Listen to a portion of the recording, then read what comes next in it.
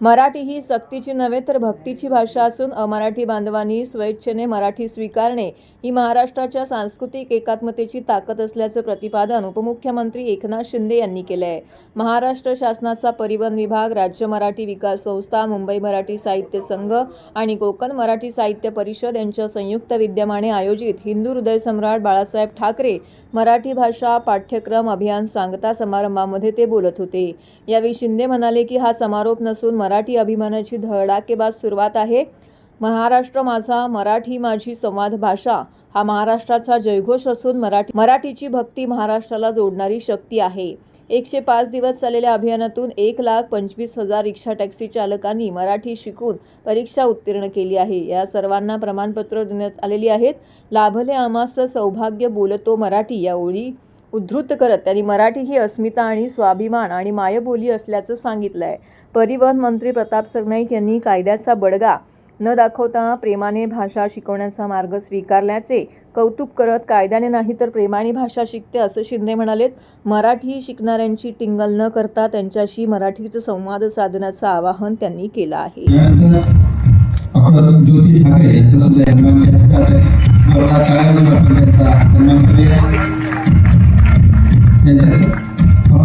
कष्टानं हे या ठिकाणी आपल्याला पाहायला संपन्न झालेले यशस्वी झालेलं पाहायला मिळत आहे.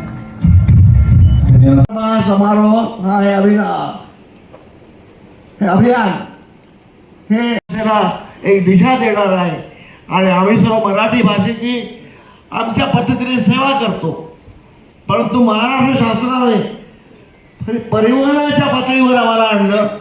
आमच्यामधले शिक्षक महाराष्ट्रभर रिक्षा चालक, टॅक्सी चालकांसाठी मराठी शिकवण्याचे वर्ग सुरू केले. मराठी शिकवण्याचं आणि मराठी बोलायला प्रोत्साहन दिलं गेलं. आणि काय सोपं आहे. कुठे जायचंय, कुठे उतरायचंय, कुठे वळायचंय, हे सोपं आहे ना बाबा. आणि सगळं आता समजतं. एवढे वर्ष राहतात ते समजतं. फक्त बोलताना आपल्याला थोडं अवघडायचं. परंतु आता या शिकवणीमुळे खूप मोठ्या प्रमाणावर 1,00,000 लोक 1,65,600 म्हणजे या एवढ्या लोकांना मराठी शिकवण्याचं महान काम तुम्ही केलंय.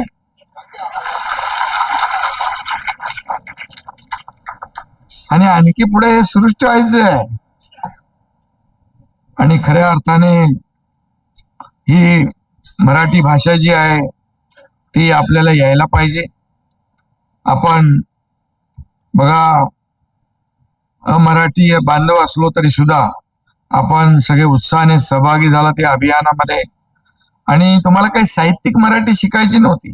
शिकायचं असेल तरी ते आता उदय सामंत यांनी सांगितलंय, कुठलं ते विश्वकोशाचं पुस्तक. तुम्हाला साहित्यिक व्हायचं असेल तरी ते मोफत देणार आहेत. त्यामुळे काही चिंता करू नका. तुम्ही कुठं जायचंय, कुठं उतरायचंय, डावीकडे की उजवीकडे, थोडं पुढे जायचं का, इथे थांबू का, किती सामान आहे, बस इतके साधे सोपे शब्द आहे.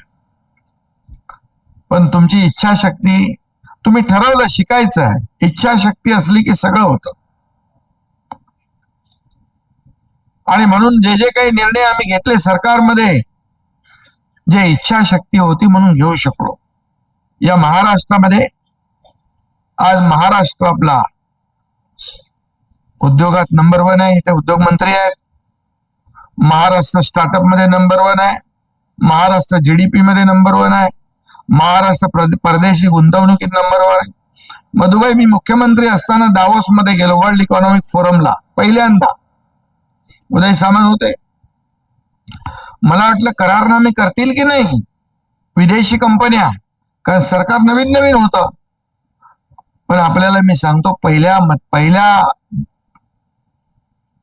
भेटीमध्ये, पहिल्या दौऱ्यामध्ये 3,00,000 कोटीचे एमओयू झाले. 3,00,000 कोटी. दुसऱ्यांदा गेलो 4,00,000 कोटी रुपयाचे झाले. म्हणजे महाराष्ट्रावर विश्वास इतर जगातल्या इतर देशाने ठेवला. नंतर तर आणखी वाढतच गेले. मग देवेंद्रजी गेले, परत उदय सामंतजी गेले.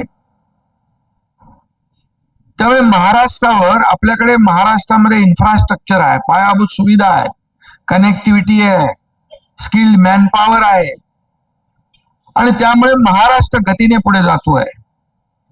मी 2.5 वर्ष होतो, आता देवेंद्रजी आणि आम्ही टीम म्हणून काम करतोय.